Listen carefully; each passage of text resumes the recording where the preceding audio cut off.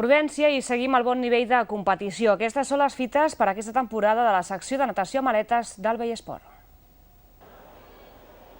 La secció de natació a maletes del Vellesport va celebrar aquest passat cap de setmana el Memorial Sergio Manzano.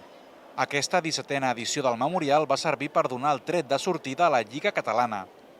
Per aquesta temporada el Vellesport no s'ha marcat objectius concrets, i és que després de quedar campions de Catalunya, de ser tercers al darrer campionat d'Espanya i 11ens a la Copa Mundial, el club prefereix la prudència. Més enllà dels resultats que es puguin aconseguir aquest any, l'important és que aquestes ganes i aquesta il·lusió que té el club per dintre, que té el teixit associatiu dels nens i les nenes, continua pujant.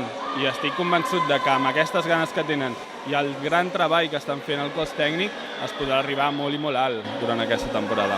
La secció maletes del Vellesport ha augmentat el nombre de llicències per a aquesta nova temporada, un aspecte clau per mantenir el bon nivell de competició.